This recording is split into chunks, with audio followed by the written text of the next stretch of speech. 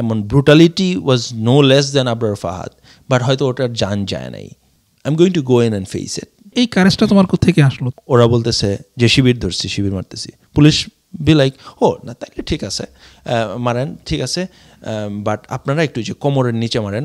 যখন আমাকে জিজ্ঞেস করলো আপনাকে কেন মারছে, that I could not explain that.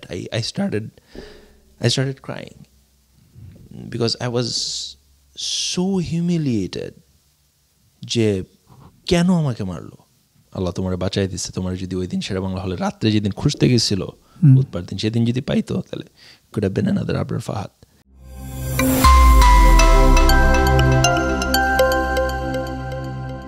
তোমার বুয়েটে আসার গল্পটা বলো, how you end up in BUET.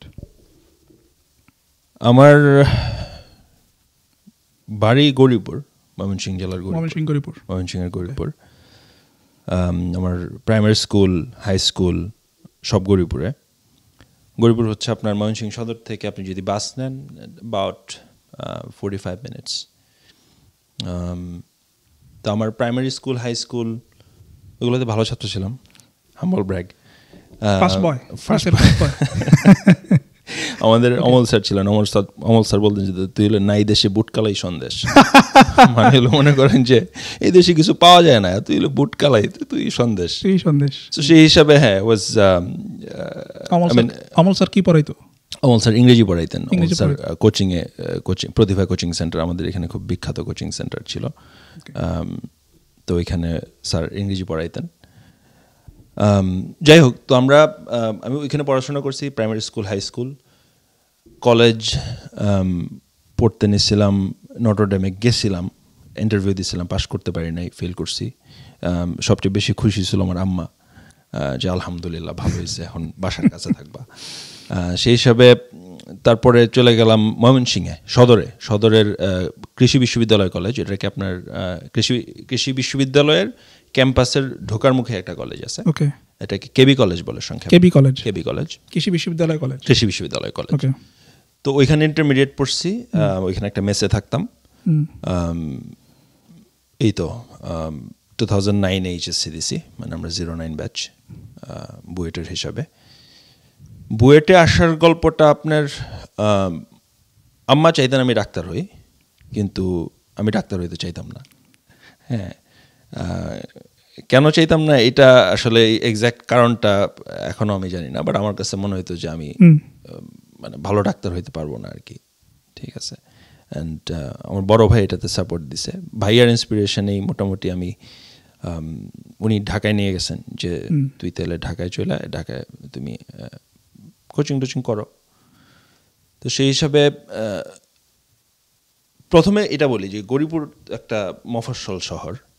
সেখান থেকে যখন ময়মনসিংহ গেলাম, তো already it was A change in environment. আপনার ওইখানে শহরের অন্য স্টুডেন্টরা আছে, বিভিন্ন স্কুলের ফার্স্ট বয়রা, ভালো স্টুডেন্টরা সেখানে এসে ভর্তি হয়েছে। সো ওই যে আমি যে নাই দেশে বুটকালাই সন্দেশ ছিলাম, সেইখান থেকে যা দেখি যে এখানে প্রচুর সন্দেশ। তো তখন যেটা হয় আর কি, আমার মনে হয় যে ভেরি নর্মাল হিউম্যান রিয়াকশন, যে আপনার একটু ইম্পোস্টার সিনড্রোম হয়, মনে হয় যে I am good enough, do I fit in, এই টাইপের একটা চলে আসে, যেটা আমাকে সাফার করাইছে খুব। আমার খেয়াল আছে যে I use to study extremely hard to compensate for that, কলেজে থাকাকালীন। তাহলে তো ভালো হয়েছে, মানে ওই স্ট্রেসটা মানে ওই স্ট্রেসটা তোমাকে পজিটিভলি করছে, রাইট? ওইটা আমাকে ড্রাইভ করছে, কারণ because I wanted to make sure যে মানে টু দ্য পয়েন্ট এরকম ছিল। আমি কলেজে এক স্যারের কাছে ফিজিক্স প্রাইভেট পড়তে যেতাম। তো আমরা যারা শহরের বাইরে থেকে গেছি, মানে গৌরীপুরের আরও কয়েকজন আমার ফ্রেন্ড, ওরাও ওই কলেজে ভর্তি হয়েছে। তো আমরা সবাই মিলে একটা ব্যাচ বানায় স্যারের কাছে গেছি যে স্যার আমরা পড়তে আসছি, পড়বো।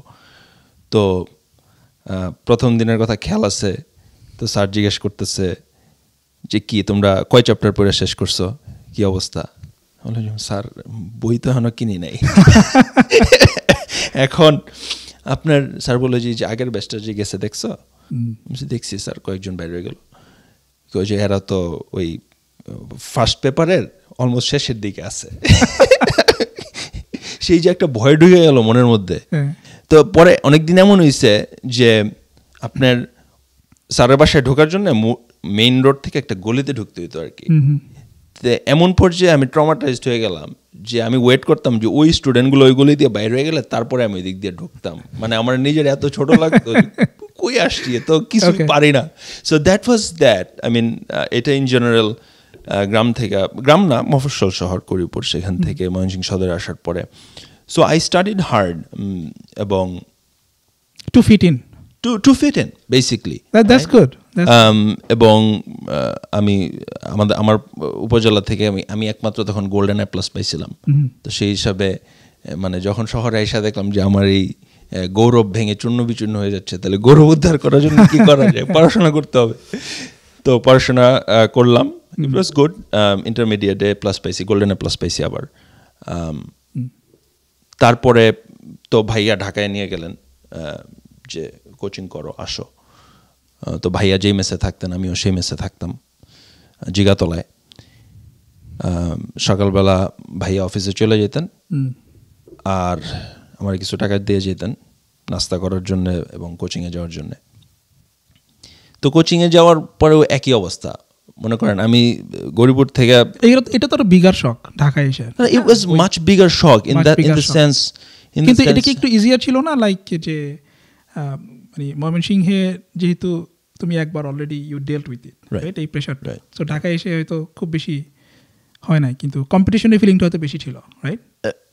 আমি ময়মনসিংহের শেষে ওইটা পুরোপুরি ওভারকাম করতে পারি নাই। গোল্ডেন এ প্লাস পাওয়ার পরে আমার কাছে মনে হতো যে still you know I am missing something, এবং আরো কিছু প্রুভ করতে হবে, অথবা there was this, মানে এটা আমার মনের মধ্যে সবসময় প্লে করতো যে I am not good enough. এবং আমার বলতে দ্বিধা নাই, টু সাম এক্সটেন্ট এটা এখনো পর্যন্ত আমি কাটায় উঠতে পারি নাই, যে I still feel like I am not good enough. এবং এটা মাঝে মাঝে খুব ডিবিলিটেটিং হয় আর কি। That's a different conversation. So আমরা ঢাকায় আসলাম কোচিং করতে, ভাইয়ের সাথে মেসে থাকি এবং কোচিং করতে যাই। আপনার উদ্ভাসে কোচিং করি, ফার্ম গেটে, ওই যে আনন্দ সিনেমা হলের পাশে, ওইখানে জিগাতলার থেকে লেগুনা চলতো আর কি, হিউম্যান হলার, যে 6-12 জন করে বস। তা লেগুনা স্ট্যান্ড পর্যন্ত হাইটা যাই, ওইটার সামনে একটা হোটেল আছে, সুনামি হোটেল সুনামিতে নাস্তা করি। হোটেল সুনামি, ওই হোটেলটা আপনার ওই যে জিগাতলা বাস স্ট্যান্ডের উল্টা দিকে। ওইখানে নাস্তা করে লেগুনায় উঠি, ওই তেজগাঁ কলেজের সামনে নিয়ে নামায় দেয়, সেখান থেকে হাইটা যাই হইলো উদ্ভাসে। তো ভালো কথা, কোচিং শুরু করলাম। শুরুতে কোচিংয়ে আপনার যা দেয় আর কি, ওই যে হ্যান্ড আউট দেয়, ওইগুলা পড়া যায়, পরীক্ষা দিই। কোচিংটা কয় মাসের ছিল টোটাল? কোচিং আপনার তো অ্যারাউন্ড 3-4 মান্থসের, যে পিরিয়ডটাতে আপনার বেসিকলি, তাহলে তো খুব বেশি না, এটা শুরু হইলো শেষ হয়ে গেল ওই টাইপের। আমার এক্সাক্ট টাইম লেংথটা খেয়াল নাই যে কয় মাসে ছিলাম, বাট আমার খেয়াল আছে যে আমাদের অ্যাডমিশন টেস্ট হয়েছিল 2009-এর খুব সম্ভবত অক্টোবরে। আমরা ক্লাস শুরু করি বুয়েটে 10-এর মেতে। মানে হ্যাঁ, অনেক গ্যাপ ছিল। আমাদের টোটাল আন্ডার গ্রাজুয়েট লাইফ মনে হয় 6 years প্লাস। আচ্ছা, তারপরে মানে উদ্ভাসে কোচিং করলা, তারপরে ভর্তি পরীক্ষা দিলা? হ্যাঁ, না, উদ্ভাসে কোচিং করার মধ্যেও ব্যাপার আছে। ব্যাপারটা হলো, মনে করেন যে আমরা তো কোচিং করি, কোচিংয়ের পরীক্ষায় কিছু পারি না আর কি, ঠিক আছে। আর ওই যে ট্রমা, যে ঢাকার পোলাপান তো সব পারে ভাই, সবই পারে, হ্যাঁ, ফাটাই দিতেছে পুরা। তো ওইখানে আর একটা ইম্পোস্টার সিনড্রোম, যে আমি তো এগেন নট গুড এনাফ। মনে করেন যে প্রত্যেক 3 দিন তো কোচিং সপ্তাহে, তো কোচিংয়ের দিন সকালবেলা খুব নিয়ে যাই, একটা ব্যাপক উদ্যম নিয়ে যাই যে আজকে ফাটাই দিব। তো মনে করেন যে লেগুনা স্ট্যান্ড থেকে নেমে তেজগাঁ কলেজের সামনের থেকে ওই উদ্ভাসের গেট পর্যন্ত খুব হনহনায় যাই, কিন্তু যখন কোচিং শেষে দিন শেষে খাতা পাই, মনে করেন বেলুন ফুইটা দশায় দিছে, তখন আর হাঁটতে পারি না, তখন দাঁড়ায় থাকি, ভিড়ের ঠেইলা আবার মনে করেন ইয়ে পর্যন্ত নিয়ে আসে, ওই তেজগাঁ কলেজের লেগুনা স্ট্যান্ড পর্যন্ত নিয়ে আসে। So that was another, at one point I got convinced যে আমার দিয়ে আসলে বুয়েট হবে না। তো আমি কি করতে পারি, যদিও আমি ডাক্তার হইতে চাই না, কিন্তু আমার কাছে মনে হলো আমি হয়তো মুখস্থ টুখস্থ যদি করি ভালো করে তাইলে হয়তো মেডিকেল অ্যাডমিশন টেস্ট আমি এস করতে পারবো। তো আমি এটা একটু ডিসরেসপেক্ট হয়ে গেল। না, I'm not disrespecting. That is a different strength. মানে ওই জিনিসগুলা এতদিন মনে রেখে এই জিনিসগুলা করতে পারা, দ্যাটস এ ডিফারেন্ট স্ট্রেংথ। এবং ডাক্তারদের প্রতি আমার huge respect, the amount of things they have to remember for their work. So আমি বাসায় কনভিন্স করে ফেললাম অলমোস্ট যে আমি মেডিকেল আমাকে সুইচ করে দাও। এবং আমি এটাও কনভিন্স করলাম যে এই বছরে আমি কোথাও চান্স পাবো না, যেহেতু অলরেডি আমি কিছুদিন বুয়েটের অ্যাডমিশনে সময় দিছি। এখন আমি যদি মেডিকেলে সুইচ করি তো আমি তো বেশি কিছু আমার দ্বারা কিছু এক্সপেক্ট করো না, বাট আমাকে এই বছর সুইচ করে দাও, নেক্সট ইয়ারে আমি চান্স পাই, আমাদেরকে দেখাই দিব ইনশাল্লাহ। তো যাই হোক, কিন্তু আমার ভাই আমাকে কনভিন্স করলেন যে তোমার বুয়েটে চান্স পাওয়ার দরকার নাই, তুমি শুধু কোচিং করবা, আর ম্যাথস যেহেতু তোমাদের কোচিংয়ে ভালো পড়ায়, ম্যাথস ফিজিক্স এগুলো যেহেতু ভালো পড়ায়, তো তুমি এই সব কিছুতে তুমি যদি ওয়েল ট্রেন্ড হও তাইলে তুমি তো কোনো একটা ইউনিভার্সিটির ইউনিট সায়েন্স ইউনিটে তো তুমি চান্স পাবাই। সুতরাং that's good enough. So I was convinced যে ঠিক আছে, that's a good deal, right? I mean আমার উপর ভাইয়াতে একটা বেশ ক্রিটিক্যাল রোল প্লে করছে, huge আমার লাইফে kind of a mentor, not kind of a mentor, he is the mentor. এবং he is an extremely আপনার encouraging character. সবসময় যেটা বলতো, this is not the end of the world, এটাই শেষ না। হ্যাঁ, তোমার এরকম কাউকে পাওয়া কিন্তু বিরাট ব্যাপার, হিউজ। আই মিন এই সাপোর্টটা পাওয়া, যেখানে টিল দিস ডেট মানে আমাদের দেশে কিন্তু বাচ্চাদেরকে কাইন্ড অফ ছোটদেরকে এক ধরনের মানে কি বলবো বুলিং করা হয়, তুমি পারো না, এই না সেই না, অমুক তমুক। রাইট এনিওয়েজ, হ্যাঁ। সো সেখান থেকে লং স্টোরি শর্ট, বুয়েটের অ্যাডমিশন টেস্ট হইলো। আব্বা আসলেন গরিপুর থেকে, আমারে নিয়ে গেলেন বুয়েটের অ্যাডমিশন টেস্ট দিতে। আমার অ্যাডমিশন টেস্টে ঢুকায় দিয়ে আব্বা সেন্ট্রাল মসজিদে নামাজে বসে গেলেন। এই কাজটা আমার আম্মা করতো সব সময়। তো আপনার আমি অ্যাডমিশন টেস্ট দিয়ে বাইরে এলাম, আব্বার সাথে দেখা হলো। আব্বা আমার চেহারা দেখেই বুঝলো যে হচ্ছে না, হতাশ মানে বিরাট হতাশ। বাট আব্বা আমার যেটা বললো যে ঠিক আছে বাজান, তোমার যেহেতু এটা হইলো না, তুমি যদি ইঞ্জিনিয়ারিং পড়া, মানে তখনই হইলো না, হ্যাঁ চেহারাটা দেখি তোমার যেহেতু হইলো না, হ্যাঁ আমি তো কনভিন্সড, আব্বাও কনভিন্সড বুয়েটে হচ্ছে না।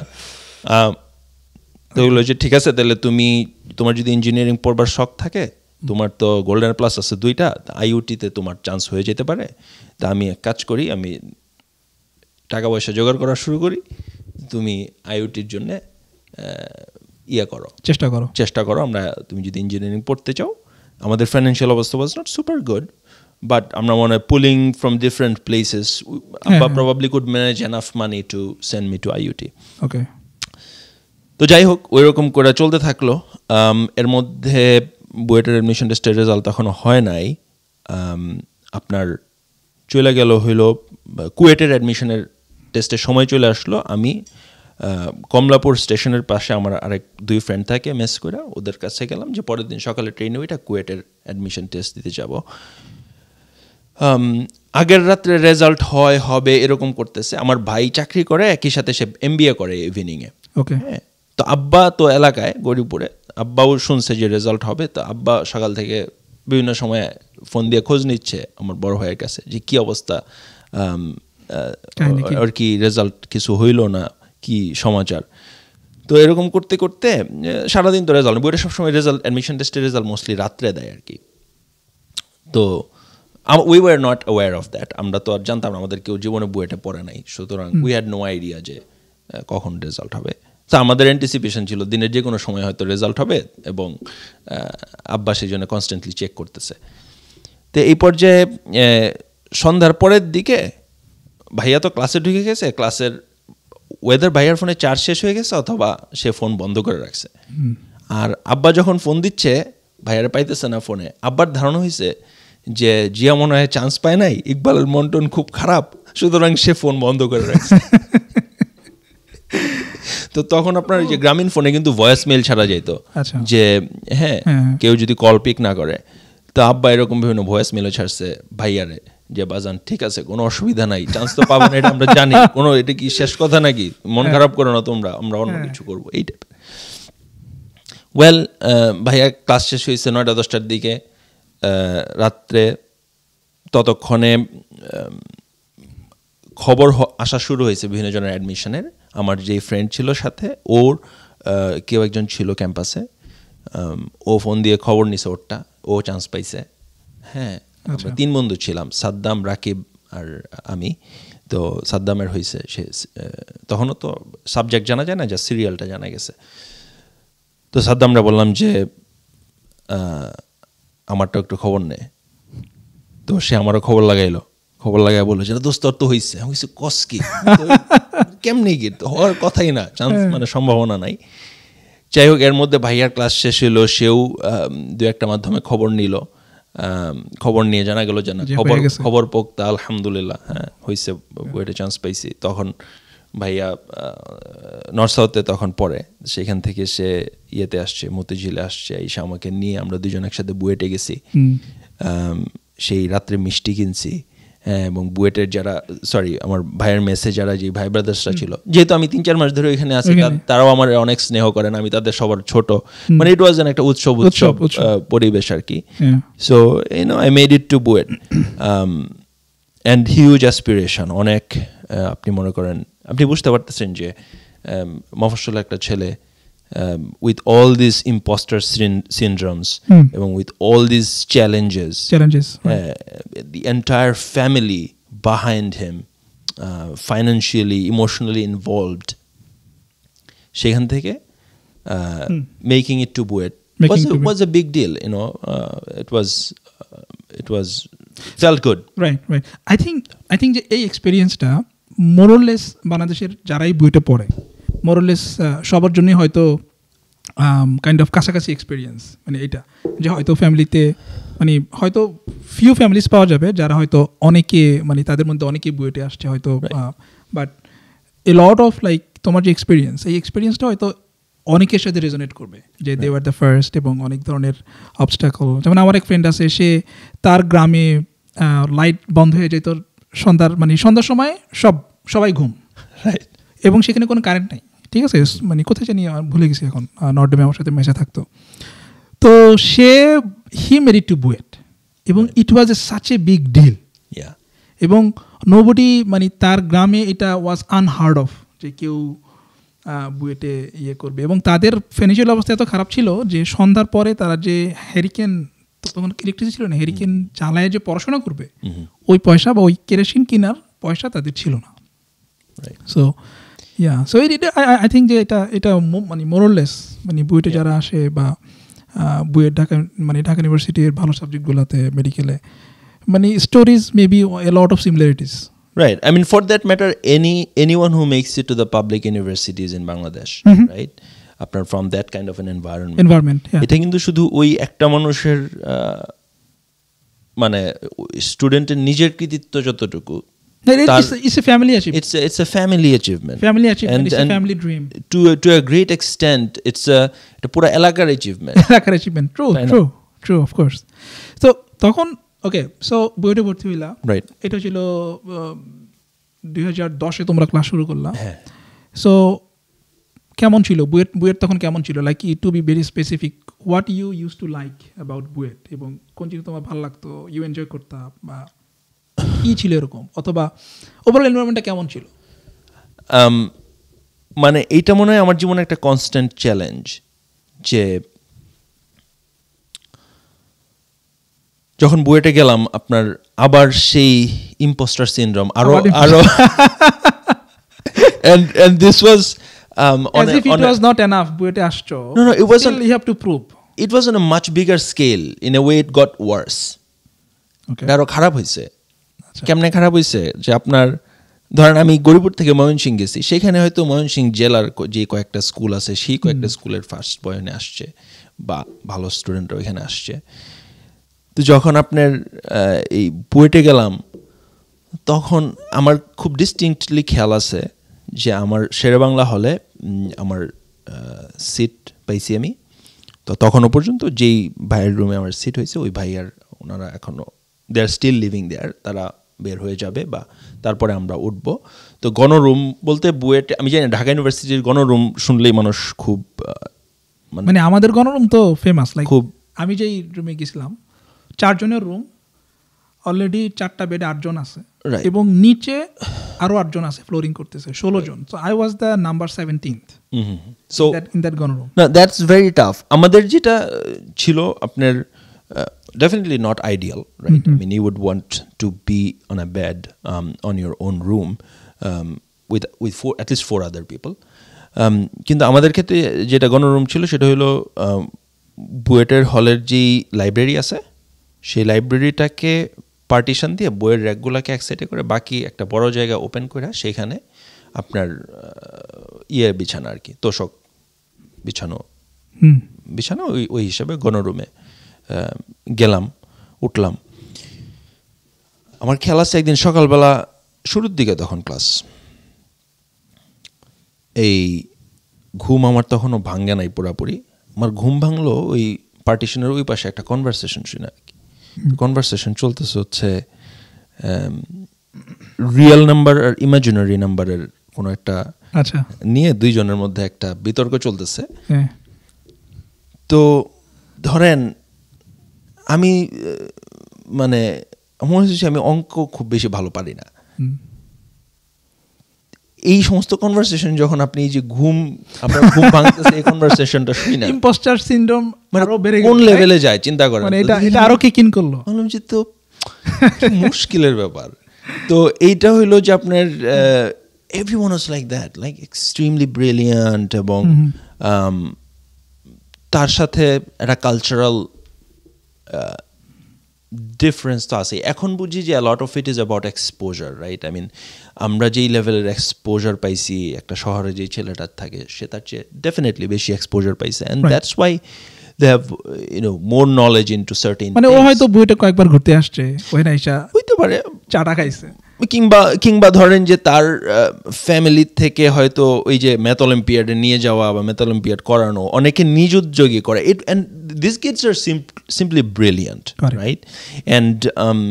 And it's very uncomfortable to be in that situation if you are also aspiring to be a brilliant person.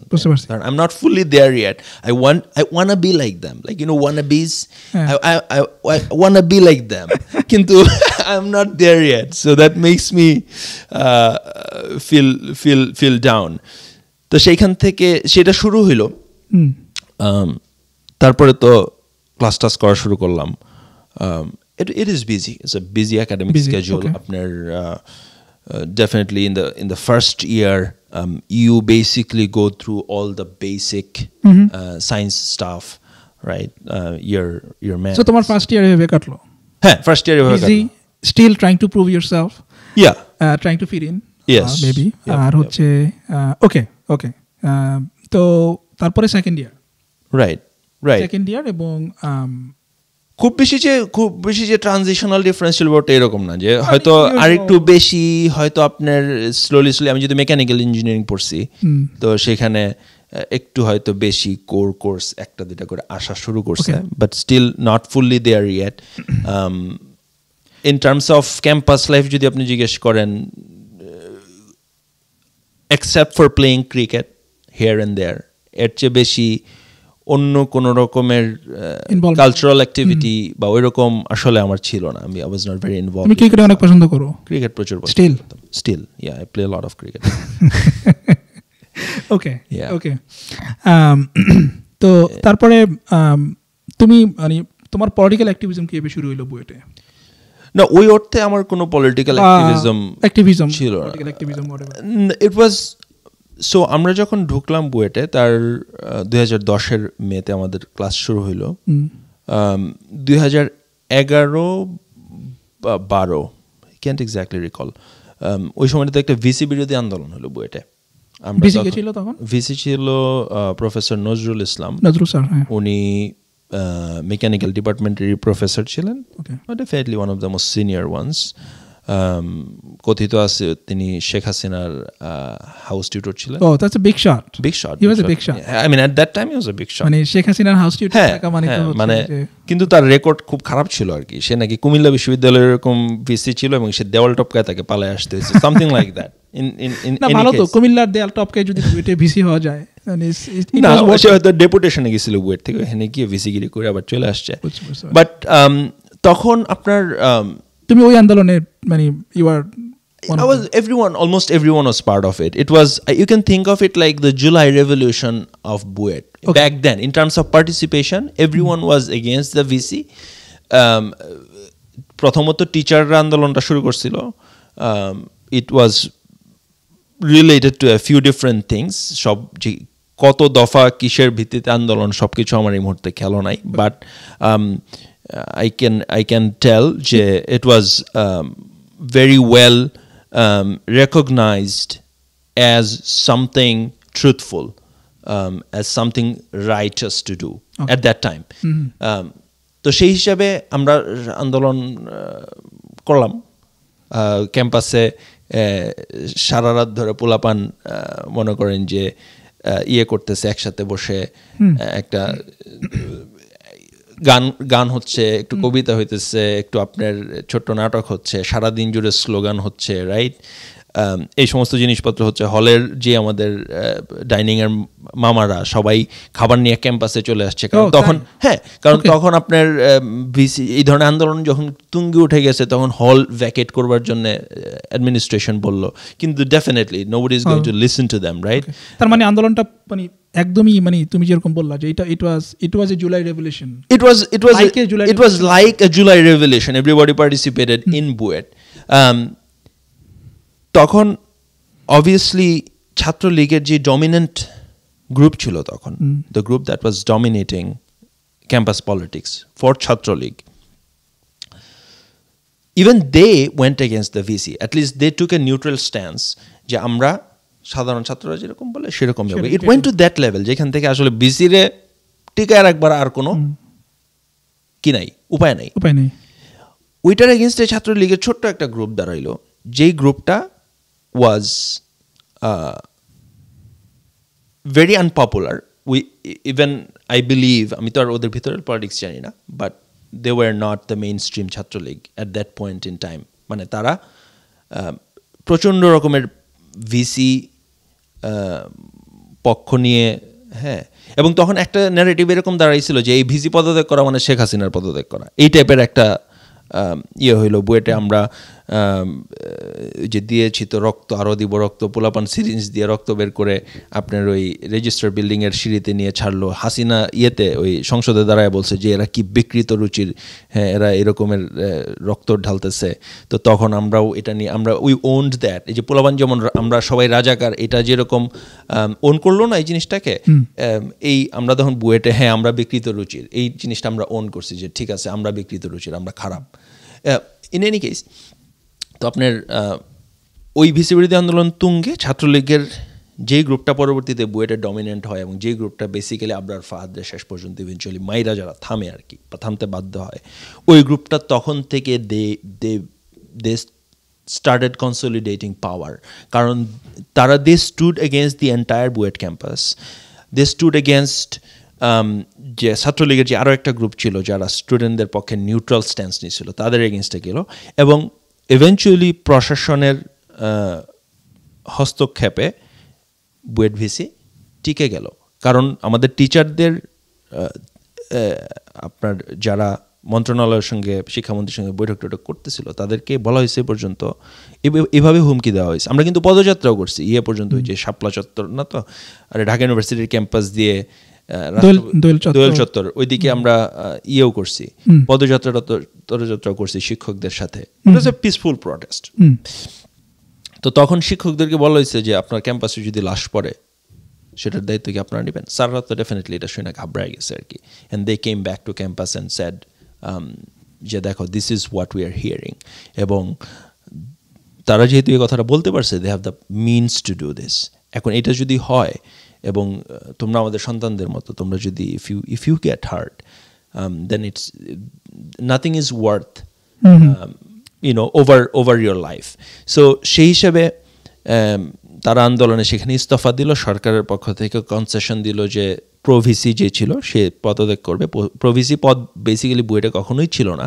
Bangabandhu শিক্ষক পরিষদ নামের একটা পরিষদ বুয়েটে ছিল বা এখন হয়তো বিলুপ্ত হয়েছে, তো ওইটার যে উদ্যোক্তা সিভিল ডিপার্টমেন্টের এক প্রফেসর হাবিবুর রহমান, সে ওইটার মনে হয় নেতা ছিল। মুনাজ আল নূর নামে সিভিলের আরও একজন টিচার, এরা কয়েকজন মিলে ওই সংগঠন গঠন করে হাবিবুর রহমানের প্রভিসি বানাইছিল, এবং he was behind a lot of the nuisance against which the teachers were demonstrating from very early on. So তারে সরাই দেওয়া হইলো, বুয়েটে আর কখনো প্রভিসির ইয়ে থাকবে না, এইগুলা বলা হওয়ার পরে আন্দোলন ওইখানে স্তীমিত হইল। বাট যেটা মেজর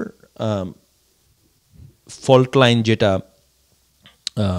গ্রো করলো সেটা হলো ওই যে ছাত্রলীগের যে গ্রুপটা, যারা এক্সট্রিমলি আনপপুলার ছিল, যারা বাইরের থেকে পোলাপান এনে বুয়েট ক্যাম্পাসে ডেমনস্ট্রেট করাইছে আন্দোলনকারীদের এগেনস্টে। ওইখান থেকে কিন্তু একটা জিনিস খুব বিখ্যাত হয়েছিল, যে বাইরের একজনকে জিজ্ঞেস করছে সাংবাদিক, এটিএনের এক সাংবাদিক, যে আপনি বুয়েটে পড়েন? বহিরাগত ছাত্রলীগের একজনকে। সে বলছে হ্যাঁ আমি বুয়েটে পড়ি। সে কোন ডিপার্টমেন্টে পড়েন? সে প্রথমে জবাব দেয় না, পরে বলে আমি কমার্স ডিপার্টমেন্টে পড়ি। তো সেখান থেকে সে বুয়েটে কমার্স ডিপার্টমেন্টে পড়ে সে। যাই হোক, তো ওই ছাত্রলীগের ওই গ্রুপটা তারা শক্তিশালী হইল, এবং তারা আপনার বিভিন্ন ছুতায়, বিভিন্ন অকেশনে, বিভিন্ন ট্যাগে মানুষকে পেটানো শুরু করলো। Basically this was an exercise and demonstration of their power. এবং গিভেন যে বুয়েটের ক্যাম্পাসটা ছোট, ওইখানে ওই অর্থে পলিটিক্স করে আপনি যে সেন্ট্রাল ছাত্রলীগ বলেন, ছাত্রদল বলেন, বা সেন্ট্রাল বড় কোনো পলিটিক্যাল পার্টির সেন্ট্রাল পোস্টে যাবেন, এটা তো ভেরি আনহার্ড অফ। ওইরকমভাবে আসলে হয় না। অ্যাটলিস্ট হ্যাঁ, অনেকে বুয়েটে পড়ে, বুয়েটের অনেক গ্রাজুয়েট পরবর্তীতে হয়তো বিভিন্ন দলের বড় পোস্টে যে মন্ত্রী হয়েছে, সেই ধরনের নজির আছে। কিন্তু ছাত্র অবস্থায় বুয়েটের স্টুডেন্ট পলিটিক্স করে সে যে একটা বড় কোনো পলিটিক্যাল অর্গানাইজেশনের ছাত্র স্টুডেন্ট উইংয়ের বড় নেতা হবে, এই ধরনের নজির নাই। তো ওরা মনে হয় এই সমস্ত জিনিসপত্র চেঞ্জ করতে চাইতো আর কি, যে বুয়েটের। মানে এটা তোমার মনে হয় যে ওরা আসলে লাইমলাইটে আসার জন্য No, I mean, what else? I mean, what are you going to gain by beating people around, right? So ওরা প্রচুর এরকমের ইনসিডেন্টস ঘটাইছে ওই সময়টাতে। সো এটা তুমি বলতেছো যে ভিসিবিডি আন্দোলনটা এক ধরনের শেষ হয়ে গেল। হ্যাঁ, শেষ হয়ে যাওয়ার পরে দে স্টার্টেড ডুইং দিস। ওই ছাত্রলীগের ওই গ্রুপটা তারা তখন বিভিন্ন জায়গায় স্টুডেন্টদেরকে টর্চার করা শুরু করলো। ভিসিবিরোধীর আন্দোলনের আগেও কিছু নজির আগেও ছিল। হ্যাঁ, তার মানে এটা কি পরে আরো বাড়ছে? মানে when they can see যে আমরাই এখন সবচেয়ে powerful and we can do whatever we want. যেমন ভিসিবিরোধী আন্দোলনের আগেও আপনার আমাদের ব্যাচ, আমরা 09 ব্যাচের যারা ছাত্রলীগের প্রমিনেন্ট লোক হইতে চাইতো আর কি, শুভ্রজ্যোতি টিকাদার, আরিফ রাহানদীপ, তারপরে আপনার Abu Anas, Shubham, people like them, এরকম আরও কিছু ছিল। তো ওরা হইল দে ওয়ার ইনস্টিগেটার্স অ্যান্ড পারপেট্রেটার্স, যারা বিভিন্ন মানুষজনকে এরকম টর্চার করছে। তাদের আরও আমাদের এক ব্যাচ সিনিয়রও এরকম কিছু ছিল, যারা বিভিন্ন মেয়াদে বইয়ের থেকে বহিষ্কারও হয়েছিল, Sujit and I can't remember all those names. But ওরা এরকম মানুষকে কিন্তু মারছে। আপনার 08 ব্যাচের ঈশান নামের এক ভাই, তাকে জুনিয়র পোলাপান, আমাদের ব্যাচের পোলাপান পিটায়া মনে করেন হাত পা ভেঙে দিচ্ছে। তারপরে to the best of my knowledge, Ishan, he was not involved in any politics অথবা anything like that. তারপরে বামপন্থী একটা সংগঠনের একজন সিনিয়র গৌতম দা, তাকে আপনার এই যে বুয়েটের এই ছাত্রলীগের যে বাডিং যারা পাওয়ার এক্সারসাইজ করতে পাওয়ার হাংরি যে গ্রুপ, এরা তাকে মারছে। তো it was across the board. Basically they were মানে দে ওয়ান্টেড টু শো যে তারা বুয়েটে এরকম ছাত্রলীগ করে এবং তাদের এরকম পাওয়ার আছে এবং they can go after anybody unhinged. তো এটা হয়েছে। এবং এটার পরবর্তীতে যখন আপনার 12-13 শাহবাগ আসলো, রাইট, তখন তো it became a lot easier in the sense যে তখন you can tag anybody as Shibir, right, and you can beat them up as much as you want. It was kosher, right? It was legit. তুমি এটা করতে পারতে। So that dehumanization process took a huge toll on BUET campus, যেটা আমি first hand দেখছি। এবং all you needed was to give the dog a bad name, and then you beat it up. তো এই কাজটা ওই গ্রুপটা ভীষণভাবে করছে, এবং এরা গর্ব করে বলতো যে আমি এতগুলারে পিটাইছি, আমি এরকম করছি। Really? So yeah, and it had been happening. আপনারা এগুলো সব ওপেন, মানে এগুলো সব open, everybody knew. Yeah, everybody knew about it. আপনার এবং প্রশাসন বা ক্যাম্প মানে কারো পক্ষ থেকে এগুলো নিয়ে কোনো ধরনের উচ্চবাচ্য ছিল না। বিএসএফ বিরোধী আন্দোলনটা যখন ফেল করে, তখন ক্যান ইউ ইমাজিন যে ধরেন জুলাই রেভলিউশন ফেল করছে, রাইট? অগস্ট 5 শেখ হাসিনা পালায় যায় নাই। Can you imagine what would have happened to all those student leaders, frontliners, all those other political leadership? এর কি অবস্থা হয়তো হাসিনা কি করতে কি চিন্তা করতে পারেন? So pretty much ভিসি বিরোধী আন্দোলন যখন ফেল করলো, তো যারা যে সমস্ত টিচার এই সমস্ত ভোকাল ছিল বা ছিল, এভিডেন্টলি they realized যে এই অ্যাডমিনিস্ট্রেশনের এগেইনস্টে, মানে অ্যাডমিনিস্ট্রেশন বলতে আমি বলতেছি গভর্নমেন্টের কথা, ওই গভর্নমেন্টের এগেইনস্টে আমরা গিয়ে কিছুই করতে পারবো না। এবং পার্টিকুলারলি শাহবাগের পরে যে ডিহিউম্যানাইজেশন হয়েছে অফ আপনার বিশেষ করে জামাত শিবির বা in general political opposition, particularly anyone যারা গভর্নমেন্টকে অপোজ করতেছে, গভর্নমেন্টকে অপোজ করতেছে, এন্ড পার্টিকুলারলি যদি একটা ইসলামিক ব্যাকগ্রাউন্ডের কেউ হয়, তাহলে তো it's much easier, right? You just go get them and tell যে এটা একটা শিবির মারছি। তো এইটা আপনার বিশ্ববিদ্যালয় প্রশাসনের আসলে তারা চায় দেখা, এবং কেউ যদি এরকম ভুক্তভোগী হয় তাহলে তার ফ্যামিলিকে তারা এটাই পরামর্শ দিত যে you go sort it out with Chhatra League, তাদের সাথে গিয়ে, মানে তারা কোনো ধরনের ওকে তাহলে let's get to specifics. So তোমাকে তারা মারছিল, এবং let's start there, like how it started, when it happened. Right. 2006 এন্ডে যখন আপনার তত্ত্বাবধায়ক সরকার আসে, তখন তো বাংলাদেশে একটা ডিপলিটিসাইজেশনের একটা শুরু হয়, আর্মি ব্যাকড কেয়ারটেকার গভর্নমেন্ট, এবং বিভিন্ন পলিটিক্যাল পার্টির লোকজনের ধরতেছে সমানে, থিংস আর হ্যাপেনিং। আমি তখন ক্লাস 9-এ পড়ি। I was always very interested in politics, right? এবং মোস্টলি পত্রিকা পড়া, পলিটিক্যাল কমেন্টারি শোনা, এই সমস্ত ব্যাপারে খুব আগ্রহ ছিল। তখন পত্রিকায় কলাম লিখতেন মাহমুদুর রহমান, এখন যিনি আমার দেশের সম্পাদক। তখন আমার দেশ প্রতিষ্ঠিত হয় নাই, as far as I can tell. আমার দেশ আরো পরে আসছে, তখন তিনি অন্য একটা পত্রিকায় কলাম লিখতেন। সো এবং তখন কিন্তু আপনার কেয়ারটেকার গভর্নমেন্টের যে অ্যাক্টিভিটি ওয়াজ ভেরি পপুলার। সবাই বলতেছে যে হ্যাঁ দুর্নীতিবাজ ধরছে, এই ওই এরকম। there was a general sense of relief among people, এটা ছিল। but Mahmudur Rahman used to write some critical stuff, যেটা আমাকে খুব কি বলা যায় যে আমার চিন্তার ফরমেশনে ইট হেল্পড। এবং ব্যক্তি মাহমুদুর রহমান সম্পর্কে আমি একটু আগ্রহী হই, এবং দেখি যে সে বুয়েটের কেমিক্যাল ইঞ্জিনিয়ারিং পড়ছে, তার পরবর্তীতে সেও শের বাংলা হলে ছিল, থিংস লাইক দ্যাট। সো যখন শাহবাগ শুরু হয়, রাইট, তখন কিন্তু মাহমুদুর রহমান একবার ব্যানার কলাম লিখছিল এগেনস্ট দ্য টাইড, যে শাহবাগে ফ্যাসিবাদের পদধ্বনি। এবং সে এক্সপোজ করছিল যে কীভাবে স্কাইপ কেলেঙ্কারির মাধ্যমে, বা ধরেন যে রায় অন্য জায়গায় লিখে দিত, তারা এক্সিকিউট করতো, দিস অ্যান্ড দ্যাট।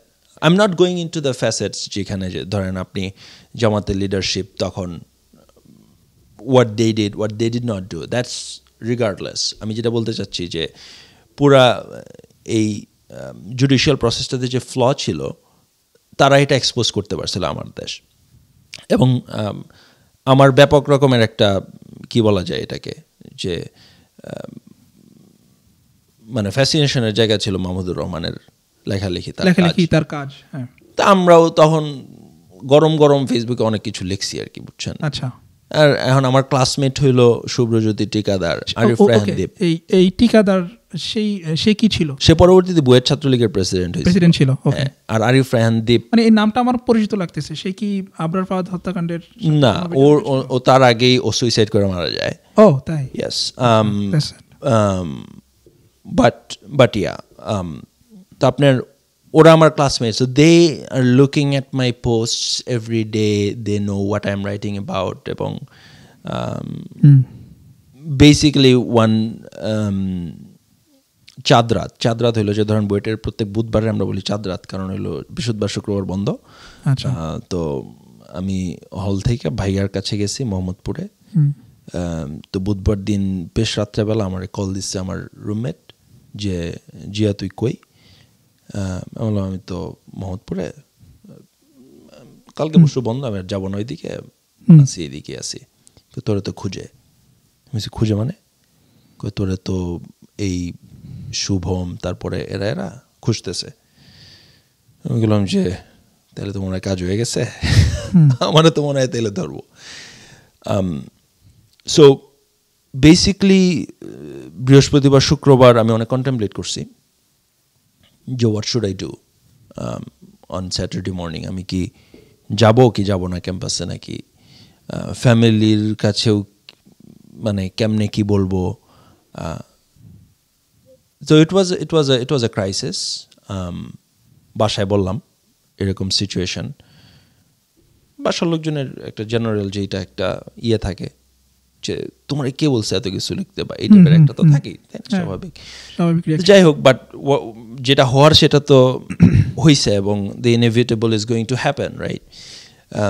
আমার টিউশনি যেখানে করাই সেখানে বললাম যে আন্টি আমি তো একটু কয়েক সপ্তাহ হয়তো আমি পড়াইতে পারবো না, এরকম আমি মোটামুটি আমি আমার in my mind I prepared যে I am going to go in and face it, because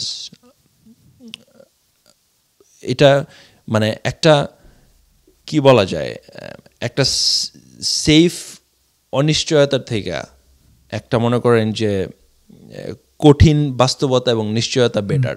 it's good for your mind যে I am gonna go through this and deal with this. কিন্তু এই কারেজটা তোমার কোথা থেকে আসলো? তুমি জানো যে ওরা এর আগে অনেককে টর্চার করছে এবং সিভিয়ারলি টর্চার করছে, হাত পা ভেঙে দিছে। তুমি গৌতমের কথা বললা, আরেকটা ছিল কি ঈশান, রাইট, ঈশানের কথা বললা, গৌতম ওদেরকে সিভিয়ার টর্চার করছে। সো হাউ লাইক এই কারেজটার সোর্স কি তোমার? যে তুমি a lot of this is not about courage, it's about it's about deterministic frame of mind. Deterministic বলতে আমি বলি যে আপনি তো স্ট্যাটিস্টিক্সের লোক, আপনি জানেন যে আমি আনসার্টেনটি খুব অপছন্দ করি। তো I wanted to deal with this and be certain about it, যে মনে করেন আমি না যাই কী করবো, আমি কই ঘোরাফেরা করবো, আমার মানে যত দ্রুত সম্ভব এই অনিশ্চয়তা থেকে কাটায় I need to go see the other side. সেই জায়গা থেকে আমি ধরেন ক্যাম্পাসে গেলাম, সকাল থেকে ক্লাস করলাম, ইট ওয়াজ ফাইন। 12টা থেকে যখন লাঞ্চ ব্রেক হইলো তখন আমি ইএমই বিল্ডিং, আপনি যদি বুয়েটে ঢুকেন গেট দিয়ে ঢুকতে হাতের ডান দিকে যে বিল্ডিংটা ইএমই বিল্ডিং, সেখানে বেসিক্যালি মেকানিক্যাল ইঞ্জিনিয়ারিং ডিপার্টমেন্ট, নিচতলায় নেভাল আর্কিটেকচার, বেসিক্যালি এই দুটো ডিপার্টমেন্টই এখানে ক্লাস হয়। তো ক্লাস করে নামলাম, ইএমই বিল্ডিংয়ের সামনে দেখলাম যে একটা জটলা, মানে পোলাপান তো ক্যাফের দিকে যাচ্ছে, কেউ ইউনো কর্মচারী ক্যান্টিন বলে আমাদের ইএমই বিল্ডিংয়ের পিছনে একটা ক্যান্টিন ছিল, ওইখানে বেশ কম পয়সায় ভালো খানা দানা পাওয়া যেত, ওইখানে যাচ্ছে লোকজন, বিভিন্ন দিকে যাচ্ছি তো বিচরণ করতেছে। তা আমি দেখলাম যে একটা জটলা ছাত্রলীগের পোলাপানের দাঁড়ায় আছে। তা আমি মোটামুটি, কারণ আমি তো জানি যে আমাকে খুঁজতেছে, এবং শুভ্রজ্যোতি টিকাদার সে ক্লাসও করছে ওই দিন সকালবেলা, মানে তোমার সাথে আমার সাথে ক্লাস করছে, ক্লাস করছে, হ্যাঁ, And he saw you. He saw you, definitely. He saw me, yeah. যে নিচে গেলাম, দেখলাম যে আপনার এরকম জটলা, ওরা বারবার তাকাইতেছে, দেখতেছে যে they are looking for somebody, and that somebody was me. এবং আমার দেখার পরেই দেখলাম যে আমার দিকে আসতেছে। আমি উল্টা ঘুরে, আমার টার্গেট হলো যে আমি এবার বিল্ডিংয়ের ভিতরে ঢুকে কোনো এক স্যারের রুমে চলে যাব, then will see how we can navigate the situation. কিন্তু পারলাম না, আমাকে আইসা তারা ধরলো, ধরে আপনার বেসিক্যালি বলে চল। কজন ছিল তারা সেখানে? অ্যাপ্রক্সিমেটলি 10-12 জন? At least 12 kids, 12-15 people. 12-15 people. হ্যাঁ, এখানে আপনার ছিল সূর্যজ্যোতি টিকাদার, আরিফ রেহান দীপ, আবু আনাস শুভম, সিভিলের একটা ছেলে ছিল কাজল, সিয়াম নামের একটা ছেলে ছিল। এই কয়েকজনের আমি নাম ধরে চিনি। And unfortunately এদের মানে a lot of them তোমার নিজের ক্লাসমেট। Yeah, I mean দীপ আর টিকাদার, শুভ্র, ওরা আমার direct classmate. Okay. Used to be in the same section. আচ্ছা, তোমাকে ধরলো, তারপর আমার ধরে নিয়ে বললো যে চল। আমি বললাম চল, মানে আমি আই ওয়াজ কিং কর্তব্য বিমূঢ় আর কি। মানে যদিও আমি মেন্টালি জানতাম যে আমার খুঁজতেছে, but when you get into that situation you basically lose it. So আমাকে এরকম ক্যাম্পাসের ভেতর দিয়ে টানা হেঁচড়া করে চর থাপ্পড়, এই তুই শিবির করস, জেনারেল দেয়ার প্লে বুক যেটা আর কি, রাইট? ট্যাগ দিয়ে শুরু করলো, এই তোর সাথে আর কে কে আছে ক, এই টাইপের মোটামুটি। তো এরকমভাবে আপনি যদি বুয়েট ক্যাম্পাস দিয়ে যান তাহলে আপনি নেবে জিএমই বিল্ডিং থেকে, if you go towards the cafeteria, সেখান থেকে take a little right turn, এবং ওই আর্কিটেকচার বিল্ডিংয়ের ভিতর দিয়ে আমাকে কনস্ট্যান্টলি মারতেছে বিভিন্ন ডিরেকশন থেকে, লাথি গুতা ঘুষি, জামা টান দিয়ে ছেড়ে ফেলছে ততক্ষণে। এইগুলা আপনার নিয়ে গেল, নিয়ে বুয়েটের সোনালী ব্যাংকের পেছনে ম্যানেজারের যে রুম আছে, রুমের পেছনের মানে আউটসাইড অফ দ্য ব্যাংক, হ্যাঁ, আপনি ইউ ক্যান টেল যে জানলার একটু অনেকটা আপনার বে উইন্ডো বলে না, বে উইন্ডোর যেরকম একটা আপনার রেসাস থাকে, ওইটার নিচে যে একটু জায়গা আছে, ওইখানে নিয়ে আমার বসাইলো। মাইট চলতেছে কন্টিনিউয়াসলি, এবং I guess they are deciding যে তারা পরবর্তী কী স্টেপ হবে, আমার নিয়ে আরও কোথাও নিয়ে বেশি মারবে নাকি, what are the next steps. তো এর মধ্যে আমার কয়েকটা ক্লাসমেট পেছন থেকে আসছে, Saif, Bappi, Tasmin. Basically they are trying to figure out যে এরা কই নিয়ে যায়, এর মানে মারতেছে কেন বা এরকম। এর মধ্যে বাপ্পি বলে আমার একটা ফ্রেন্ড, সে আগায় গেল এবং জিজ্ঞেস করলো টিকাদারে যে কী ব্যাপার, তুই মানে জিয়ার এরকম তোরা মারতেছিস কেন? তো সে বাপ্পির গায়ে হাত তুলছে। ইট ওয়াজ মানে দে ওয়ার দ্যাট ডেসপারেট আর কি, মানে they are not going to stop at any point. তো যাই হোক, এরকম বিভিন্ন মায়ের ধর চলতেছে। তো এর মধ্যে আমাকে আরও কিছুক্ষণ ওইখানে মারার পরে ওই সোনালী ব্যাংকের গেট দিয়ে বের করে আপনার ওই সলিমুল্লাহ মুসলিম হলের উল্টা দিকের ফুটপাথটা, বড় বড় গাছ আছে না, উল্টা দিকের ফুটপাথে মানে বুয়েটের এন্ডের ফুটপাথে নিয়ে আমাকে বসাইছে।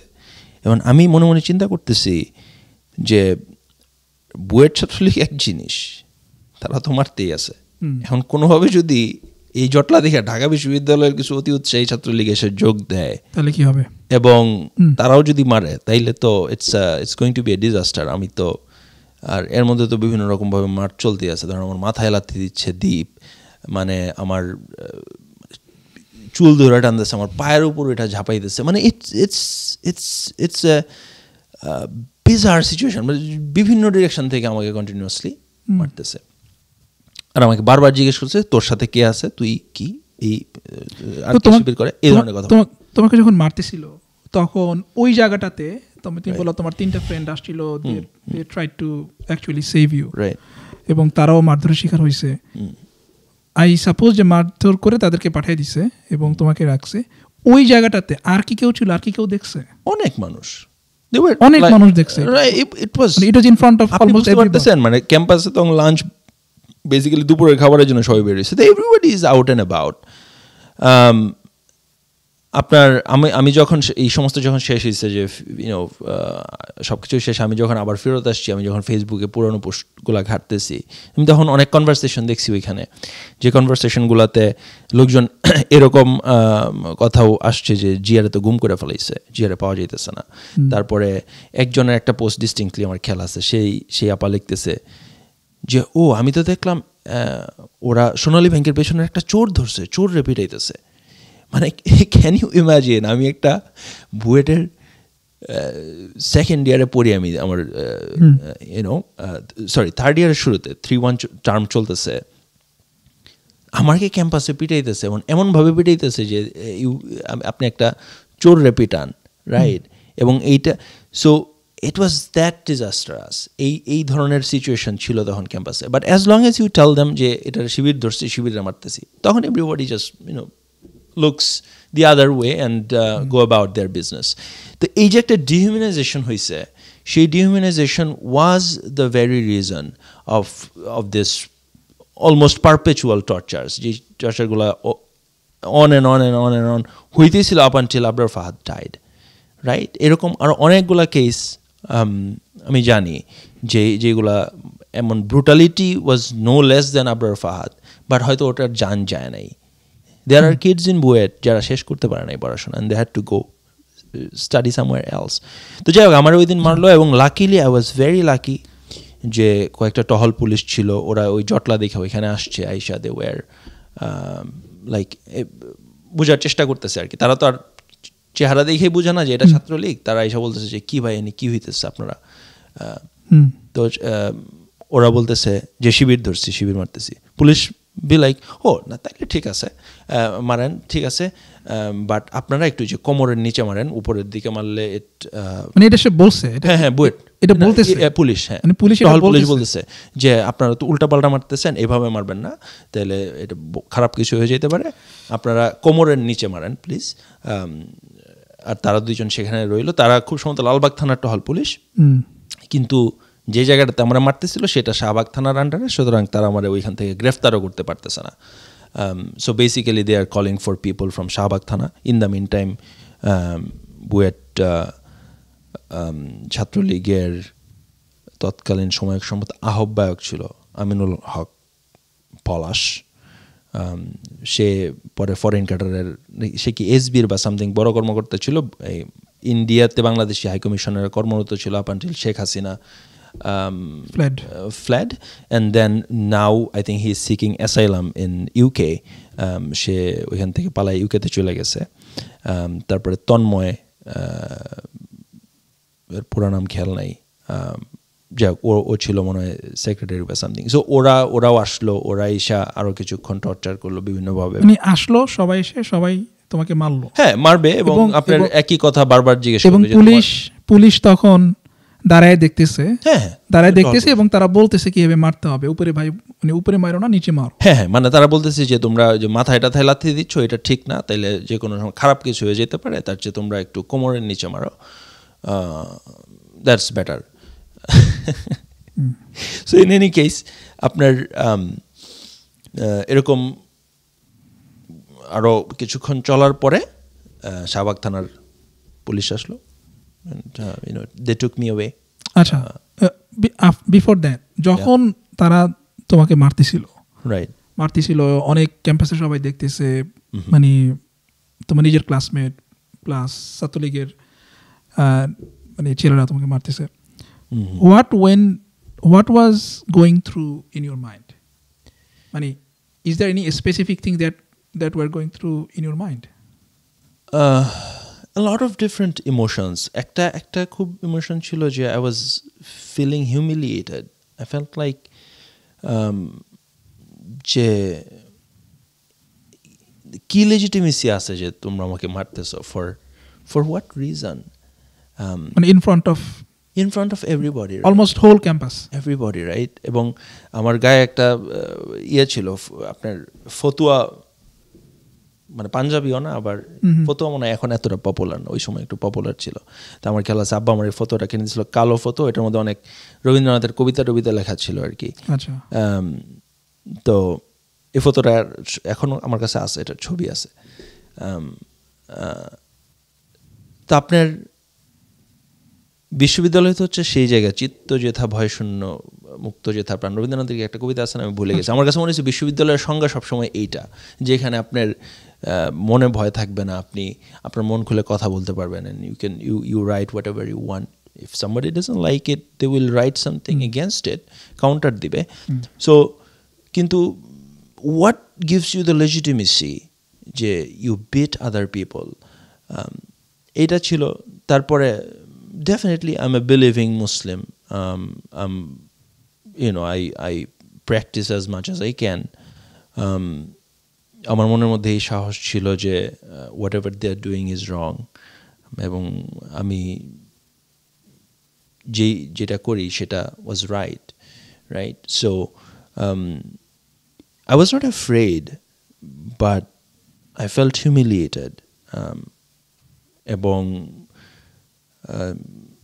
যখন শাহবাগ থানায় যাই, পুলিশও জানে আসলে, বুঝছেন, মানে পুলিশের তোমাকে শাহবাগ থানার পুলিশ আসলো, এসে তারপরে তারা তোমাকে ওইখান মানে ছাত্রলীগ তোমাকে কেন যাইতে দিল, মানে তাদের কি মারা এনাফ হয়ে গেছে? লাইক তোমার ফিজিক্যাল সিচুয়েশন তখন কেমন ছিল?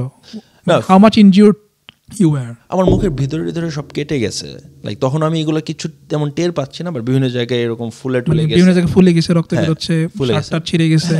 আলহামদুলিল্লাহ আমার কোনো বোন টোন ভাঙে নাই, but I had a lot of bruise and কিছু রক্ত পড়তেছে, এইগুলো এরকম ছিল, মানে মুখ থেকে রক্ত পড়তেছে বিভিন্ন জায়গা থেকে, এবং ঠোঁট কেটে গেছে, ওকে। সো ধরেন পুলিশও জানে যে what is the situation, right? তো আমি যখন শাহবাগ থানায় গেলাম, এবং তারাও আসছে পেছন যে আমার নামে যেন, আমি নাকি অনেক বড় সন্ত্রাসী, এবং আমার নামে যেন অনেকগুলো মামলা দেয়।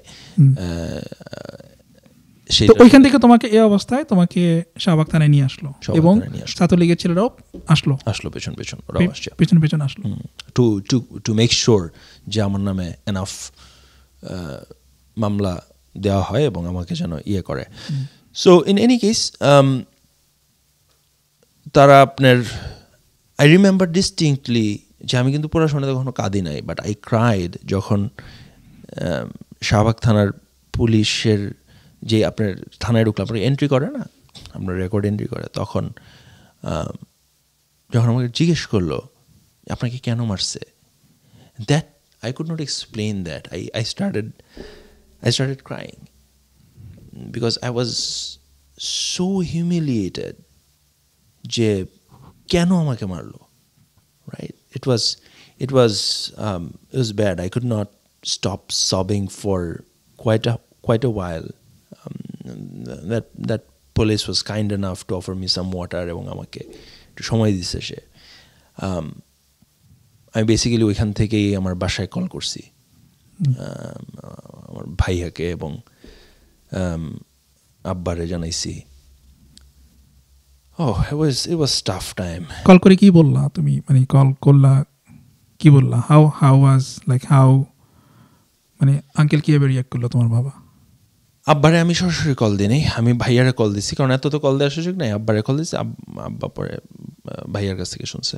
তা ভাইয়ারে কল দিছি যে কিছুটা তো হেডস আপ দিছিলাম আগে যে কিছু হইতে পারে, since they are looking for me. তা আমি ভাইয়ারে বললাম যে ভাই আমি তো শাহবাগ থানায়, এরকম সিচুয়েশন। ভাইয়ার প্রথম কোয়েশ্চেন ছিল খুব বেশি মারছে?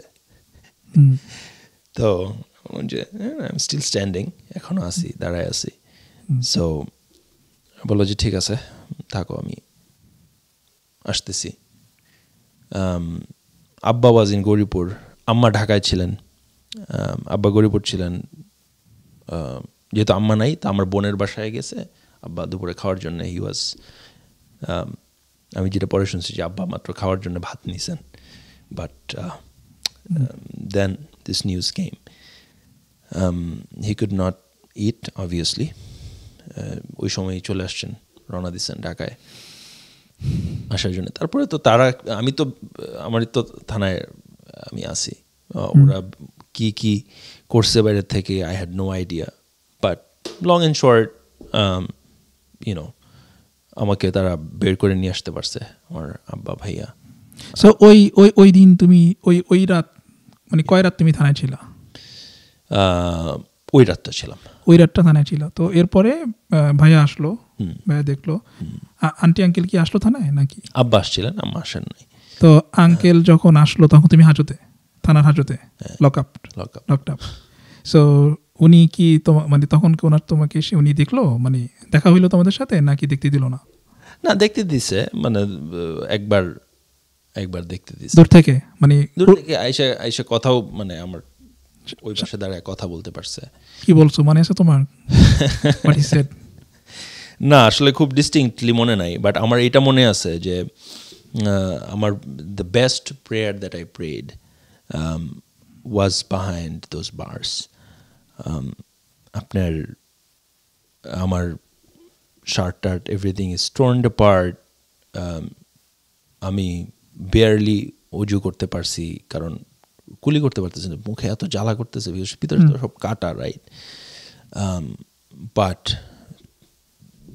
those few prayers যেগুলো আমি আপনার ওইখানে দাঁড়ায় পড়ছি, খুবই নোংরা জায়গা, বুঝছেন? it was মানে it's an infested place, a lot of people, a lot of them are criminals, right? তা আপনার কিন্তু the serenity, because in my mind I knew যে I didn't do anything wrong. তো সেই হিসাবে I still remember those few rakas, those few prayers that I did inside those bars. যে those were the best prayers I did. So I was morally strong. এরপরে তো বের হয়ে আসলাম। তো ওই রাতটা তুমি থাকলা মানে থানায় থাকলা, লকড আপ, ঘুমাইতে পারছিলা? I think I did. Okay, interesting. Yeah, okay. I think I did sleep. এবং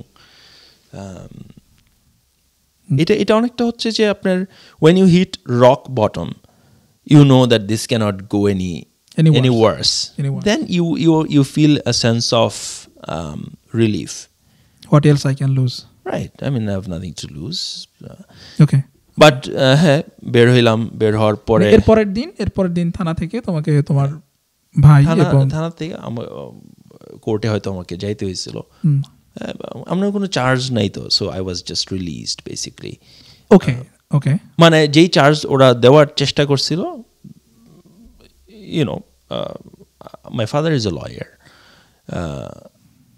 তো I think they managed somehow. Those charges were not put against me. These are definitely false allegations and charges. Had no basis at all. তো ওই চার্জগুলো আমাকে দেয় নাই। আচ্ছা। তো আমি বের হয়ে আসলাম, but obviously I could not go back to campus.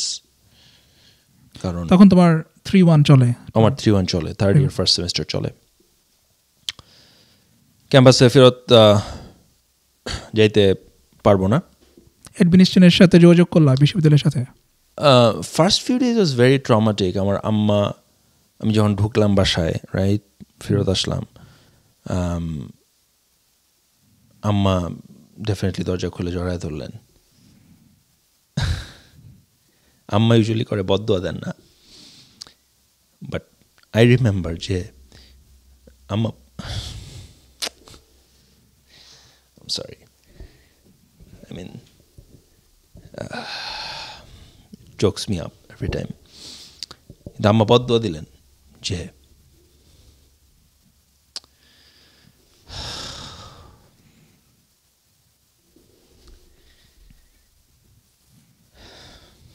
Excuse me, আম্মা বদদোয়া দিলেন যে যারা এটা করছে they will go through bad stuff in their life. এবং আমি পরবর্তীতে দেখছি যে a lot of it played out true. Particularly আপনি জানেন যে শুভ্রজ্যোতি ঠিকাদার committed suicide. Arif Rahandip died a very brutal death. I'm not correlating obviously, but পাপ যখন মানুষ করে, রাইট, এবং লট অফ দিস, এটা কনসিকুয়েন্স দুনিয়াতেও পাওয়া যায়। তাই না? আখিরাত তো is a different thing, but within the দুনিয়া ইফ দে ডোন্ট রিপেন্ট, তাই না, তাইলে আপনি দুনিয়াতে ওইটার ফল পাওয়া যায় আর কি। যাই হোক, ইন এনি কেস তারপরে তো ক্যাম্পাসে যেতে পারি না for a long time. That was probably the longest semester in BUET. 8-9 মাস লাগছে ওই সেমিস্টারটা শেষ হইতে।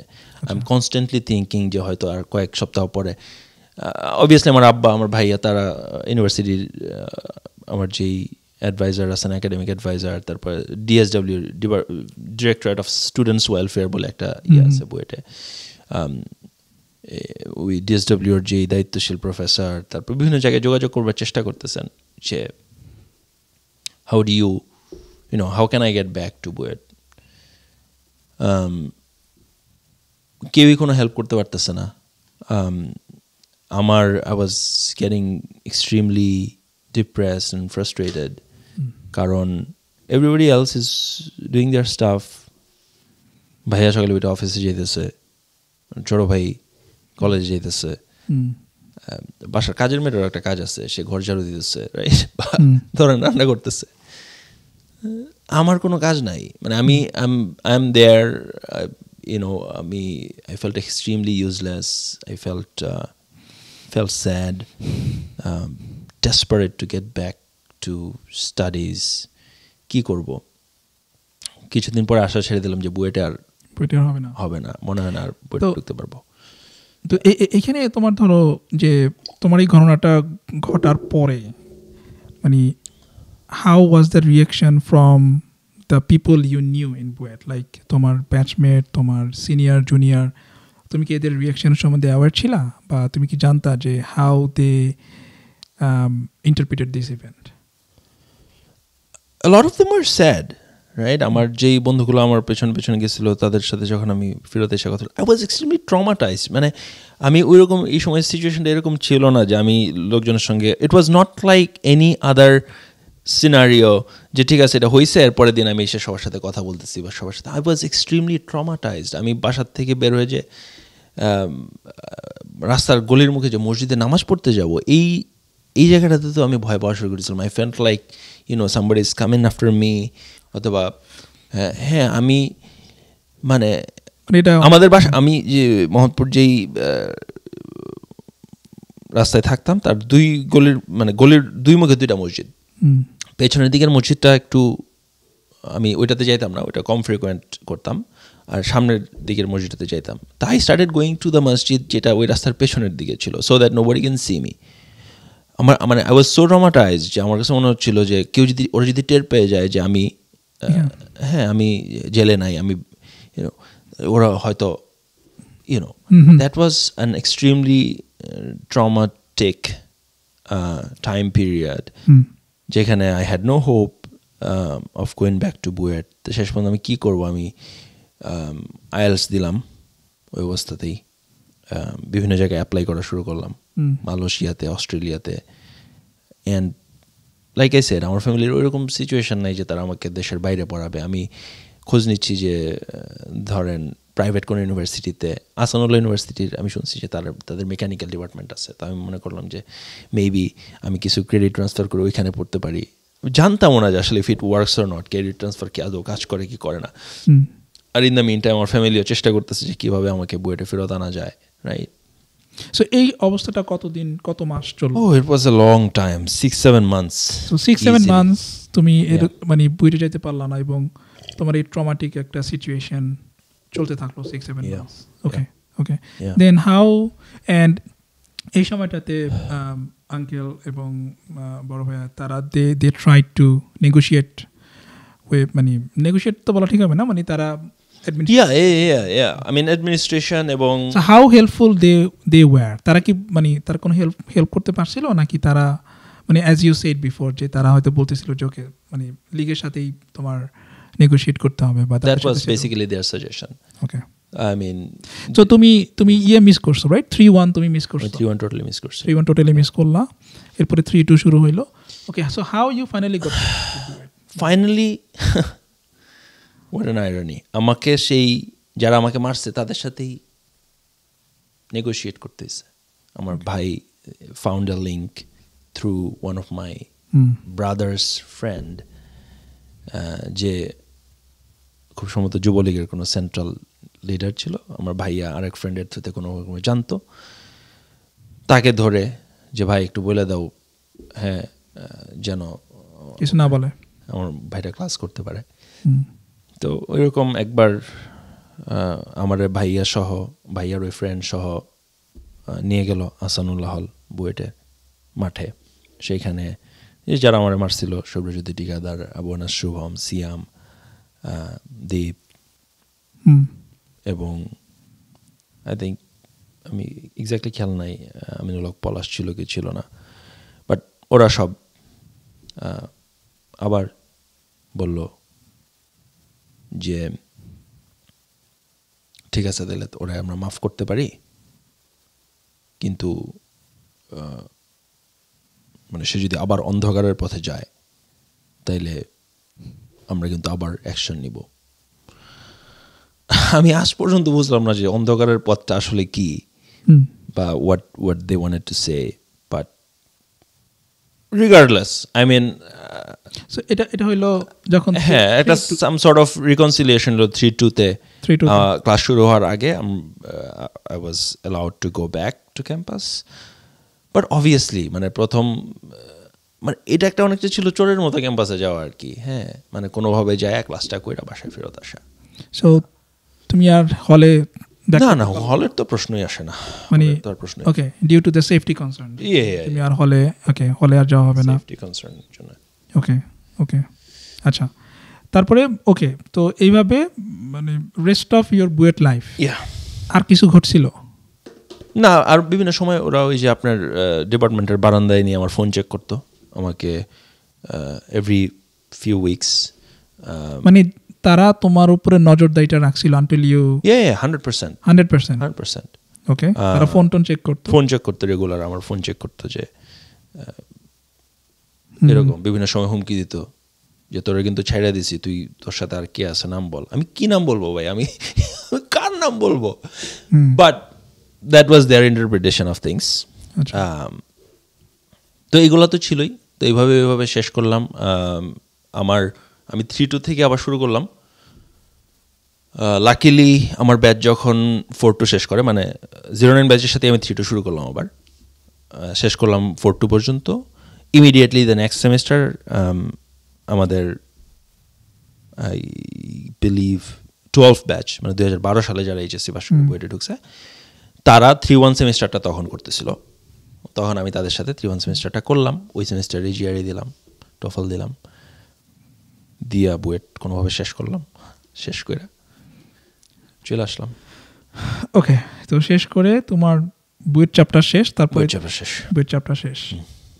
So when you are like leaving Bangladesh, BUET chapter তোমার শেষ, মানে একটা এক্সট্রিম নজরদারি, একটা মেন্টাল ট্রমা, এর মধ্যে দিয়ে তুমি এত বছর কাটাইছো। যখন তুমি বুয়েট শেষ করলা এবং জিআরই দিয়ে তুমি বাইরে চলে আসতেছো, how you felt?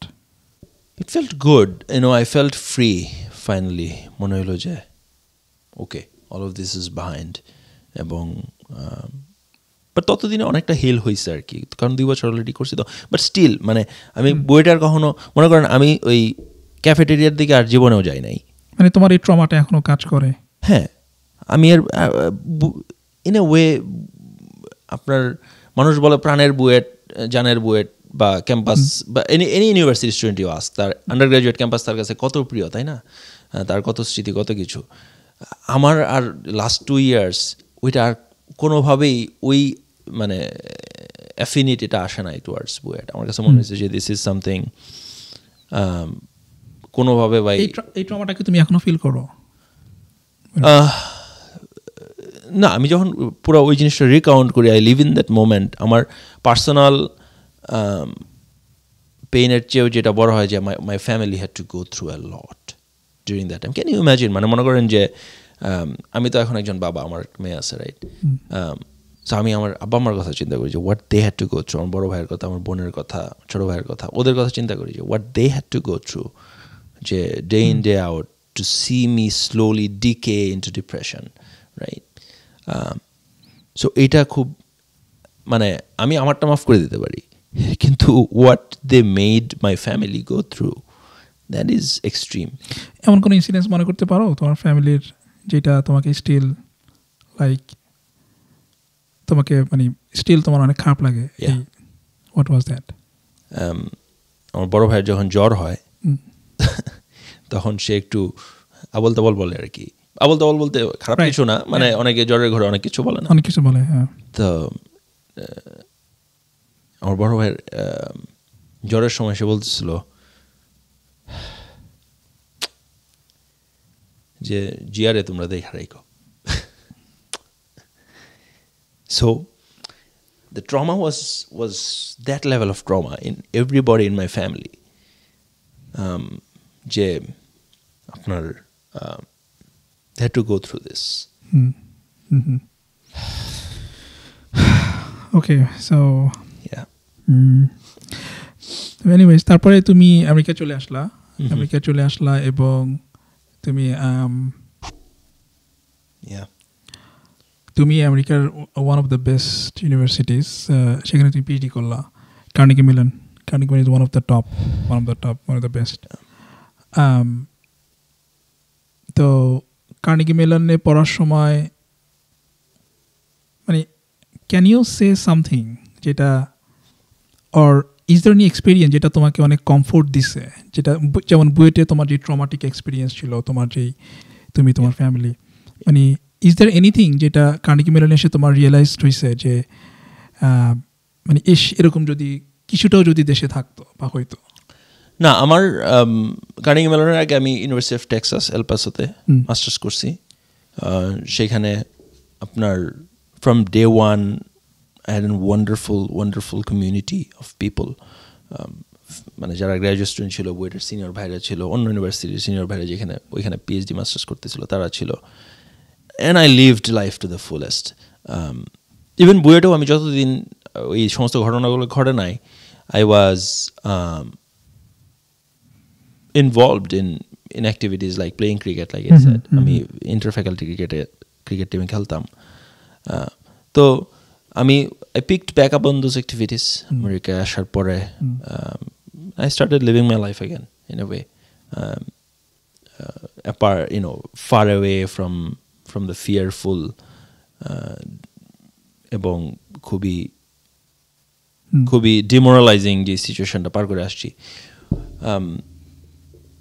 R definitely যেই ক্যাম্পাসগুলোতে এখানে আসার পরে যে ক্যাম্পাসগুলোতে গেছি, ইউটি এল পাসো বলেন, কার্নেগি মেলন বলেন, সবগুলো ক্যাম্পাসেই at a wonderful time in terms of academic activities, in terms of sports, culture, সব কিছু মিলে at a great time. আমি যখন সিএমইতে পিএইচডি করি তখন আবরার ফাহাদের মৃত্যুর ঘটনা ঘটে, and I was devastated, brought all those memories back. Abrar ফাহাদের রুম নাম্বার 2011, আমার মানে আপনি যদি শেরেবাংলা হলের ঢুকতেই হাজারের উইংয়ে প্রথম তলায় ওঠেন, হাতের ডান দিকে গেলে আবরার ফাহাদের রুম, বাম দিকের প্রথম যে রুমটা, ওই রুমটাতে আমি থাকতাম। কত নম্বর ছিল সেটা? 2007. ওকে।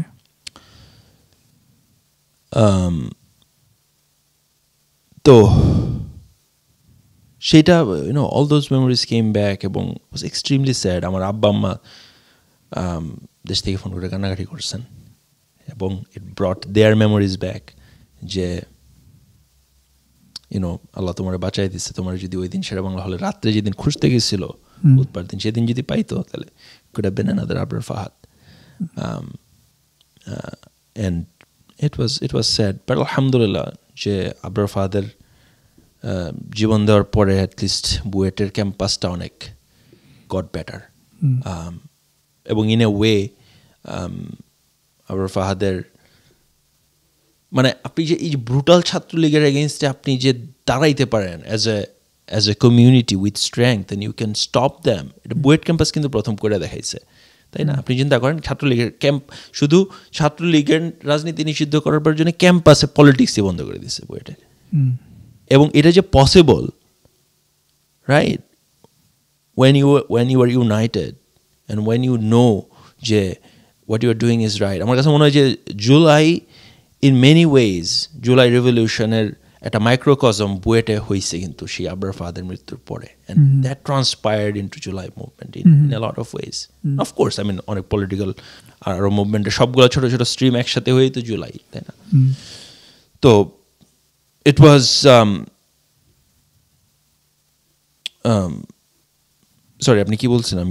আমি না এনিওয়েজ, তো এটা একটা ইম্পর্টেন্ট পয়েন্ট যে জুলাই মানে আবরারের ঘটনার পরে এবং এই যে জুলাইতে আমরা যা দেখলাম, definitely Abrar was one of the inspiring character. এবং তুমি যেটা বললা যে দেয়ার ওয়ার মানে এরকম অনেক ইনসিডেন্টস ঘটছে বুয়েটে, আবরার হয়তো সার্ভাইভ করতে পারে নাই, বাট সার্ভাইভ করছে এরকম অনেক আছে যারা আবরারের মধ্যে ব্রুটালি টর্চার্ড হয়েছে। তো তুমি কি এরকম কাউকে, মানে এরকম তো অনেক ইনসিডেন্টস আছে রাইট, ক্লোজলি কাউকে এরকম চিনো যাকে এরকম খুব ব্রুটালি টর্চার করছে, এবং how they are doing now? তুমি যাদেরকে চিনো আর কি। আমি যাদেরকে চিনি এরকমের একজনের হয়তো আপনিও চিনবেন, ইজ ডুইং গুড, এখন ভালো করতেছে, আমেরিকায় আসছে, পিএইচডি করছে। আসলে আপনি মানে তুমি কি ইকবালের কথা বলতেছো? ওকেও অনেক টর্চার করছিল। আমার তো ঢাকায় যাওয়ার জায়গা ছিল, ভাইয়ের বাসা ছিল, সেখানে যে পড়াশোনা শেষ করছি। আমার জানা মতে ওর এরকম কোনো সাপোর্ট সিস্টেমও ছিল না, রাইট? সো কত ছেলে পেলে যে ক্যাম্পাসের এরকম টর্চারের শিকার হয়েছে, রাইট, ফ্রম ডিফারেন্ট মোটিভেশনস। এই যে পলিটিক্যাল ট্যাগিং হোক বা র্যাগিং হোক, হ্যাঁ, বা এই সমস্ত কারণে বুয়েট ক্যাম্পাসে অসংখ্য ইনসিডেন্টস ঘটছে, যে ইনসিডেন্টসগুলো হয়তো আপনার আসে নাই, মিডিয়াতে আসে নাই, রাইট, বা তার জান যায় নাই যেহেতু বেঁচে গেছে, ইভেন জান চলে গেছে তারপরেও মিডিয়াতে আসে না, এরকম ইনসিডেন্টসও বুয়েট ক্যাম্পাসে আছে। আপনারা জানি না, আপনারা জানেন কিনা, রেহান ওই যে শাপলা চত্বরে, হ্যাঁ, 5ই মে বুয়েটের সিএসি আমাদের ব্যাচের 09 ব্যাচের সেই ছেলেটা কিন্তু শাপলা চত্বরে সে গেছিল এবং ওইখানে সে মারা গেছে, রাইট? ওর জানাজা কিন্তু বুয়েটে হইতে দেয় নাই ছাত্রলীগ, বুয়েট প্রশাসন। এবং আপনি কি চিন্তা করতে পারেন যে এই ধরনের প্রোফাইলের একটা ছেলে ওইখানে মারা গেছে, সেটা কোনো পত্রিকার নিউজের কাভারেজে আসে নাই, টেলিভিশন চ্যানেলে আসে নাই, তাইলে কি পরিমাণ ইয়াতিম ছেলে পেলে বা ধরেন যাদের হয়তো ওই রকমের সোশ্যাল প্রোফাইলের না, তারা বাংলাদেশের এক্সট্রিমিটিসগুলো থেকে আসছে ঢাকায় ওই দিন ওই আন্দোলনের জন্য আসছে, কি পরিমাণ তারা মারা গেছে এবং তাদের মৃত্যুটা কতটুকু ইনসিগনিফিকেন্ট হইতে পারে in terms of the eyes of our press, যেটা কোনোদিন মানে এগুলোর তো কোনো অ্যাকাউন্ট নাই, তাই না? তো it was a brutal regime যেটা বাংলাদেশে হাসিনা এস্টাবলিশ করছিল starting 2009-10 up until 2024. It was bad. বুয়েটের এখনকার অবস্থাটা মানে as I understood, তুমি যেটা বললা যে এখন ডেফিনেটলি অনেক বেটার, আগের চাইতে বেটার, এবং তোমাদের সময় বা তারপরে বুয়েটের যা হয়েছে, তো এখন অনেক বেটার। তো এই যে মানে ওয়েস্টে আমরা কয়েকটা এডুকেশন, তুমি পড়ছো, আমি পড়ছি, সো আমাদের এডুকেশন ইনস্টিটিউশনগুলোতে মানে গোয়িং ফরওয়ার্ড তোমার কাছে কি মনে হয় যে how this things could be prevented, like as a survivor, তুমি তো একটা সার্ভাইভার টর্চার এবং তুমি ভিকটিম, মানে what can be done specially like individual level? আমি বিগ জায়গাগুলো তুমি যাইতে চাই না, লাইক হ্যাঁ গভর্নমেন্ট কী করতে পারে, প্রশাসন কী করতে পারে, ওকে, অ্যাপার্ট ফ্রম দ্যাট তুমি কি মনে করো? যেমন তোমাকে যখন মারতেছিল তখন in front of almost everybody, এবং তুমি এক আপুর কথা বললা, সে মানে বলতেছিল যে হয়তো আমি দেখছি একটা চোরকে মারতেছে।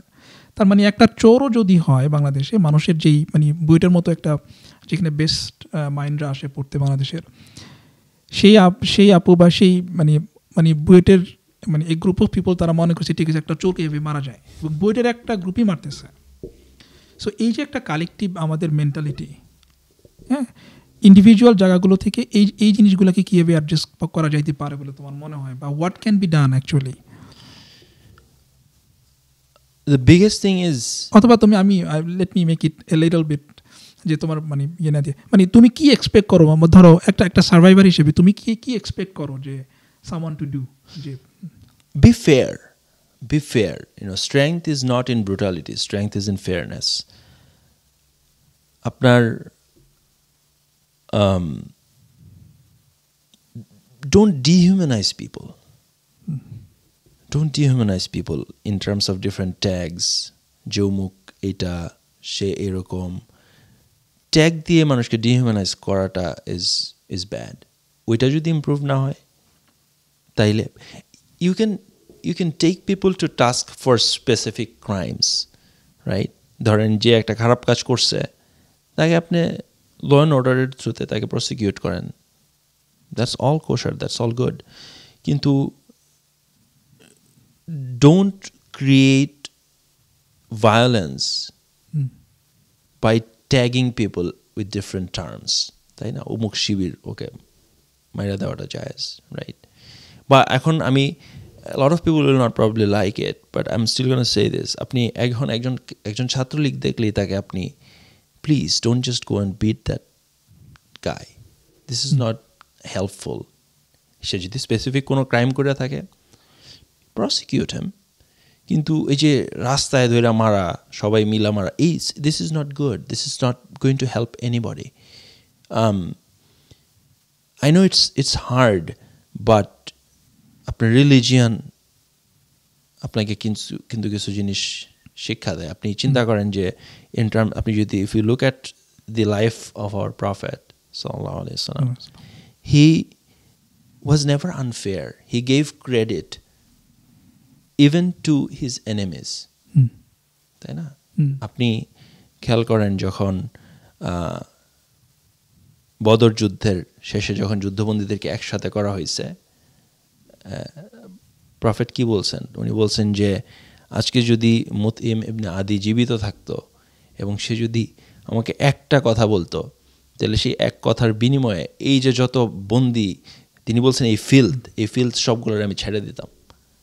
With a single word from Mutim ibn Adi. Who was মুতইম ibn আদি? হি ওয়াজ এ মুশরিক, বাট তার রোল কি ছিল? তার রোল ছিল যে he provided some kind of a relief. যখন আল্লাহ রাসূল তায়েফ থেকে ফেরত আসছেন, তাকে কেউ অ্যাকসেপ্ট করে নাই, রাইট? মুতইম ইবনে আদি এবং তার ছেলেরা মিলে তাকে মক্কায় শেল্টার দিছে। যখন উনি আন্ডার এম্বার্গোতে ছিলেন, যে 3 বছর উনি মক্কার বাইরে, তাকে তার ট্রাইব পাঠিয়ে দিছিল, থাকতে পারে নাই, তখন সেইখানে কিছু রিলিফ পাঠানো।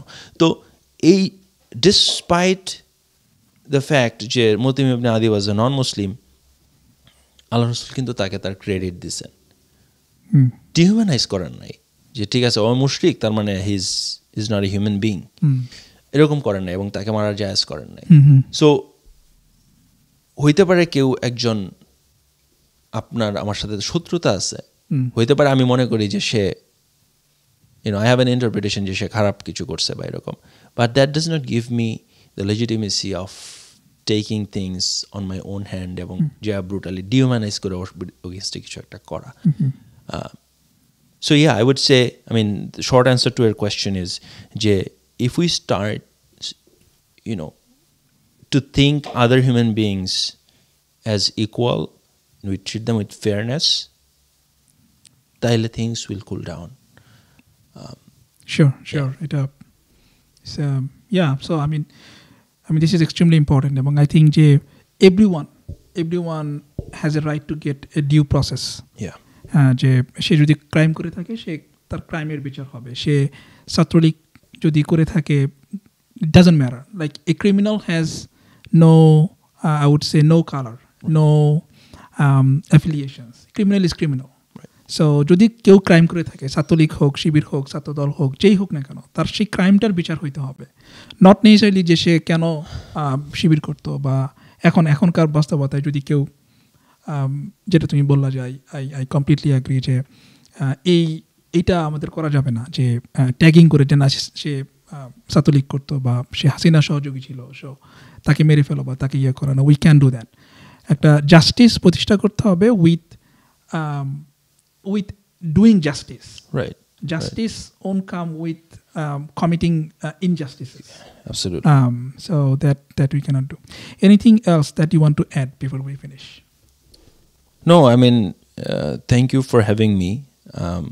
আমি could be grateful for this opportunity to talk. আমার কাছে মনে হয় না যে আমি পাবলিকলি কোথাও আমার বিষয়গুলো নিয়ে বলছি বা লিখছি। এগুলা these are, if you look at the extent of brutality, unfairness, crime committed by the regime of Hasina in 15 years, our case is not even in the footnote. It's not significant. I mean, that is true. তাই না?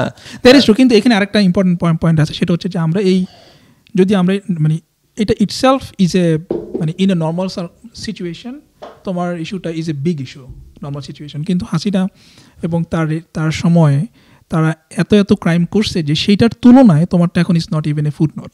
So এখন মানে ইস্যুটা হচ্ছে যে যখন ছোট ছোট জিনিসগুলো ঘটে, if we don't stand up and stop those things, তাহলে it paves the way to a bigger incidences. So I think that happened Hasina রেজিমে, সেটা হয়েছে যে এই ছোটো ছোটো ব্যাপারগুলোতে এটা কোনোভাবে ছোটো না, আমি তোমার ব্যাপারটাকে আমি ছোটো করি না, বাট এটা ছোটো as you said compare to what Hasina did before, like after সে যা করছে। So but we have to stand up for every injustice, no matter কত ছোট হোক বা কত বড় হোক, বা সেটা কোন পার্টির হোক বা কে হোক, সেটার পিছনে সেটার এগেইনস্টে দাঁড়াইতে হবে। No, absolutely. So again, thanks for having me. Sure. I hope je people get fair treatment, people get justice. I hope je Bangladeshe fairness established hope. Jarai ashuk next in power, I hope that they're fair to everybody that they're ruling over. Hey to, thank you. Yeah, thank you. Got it.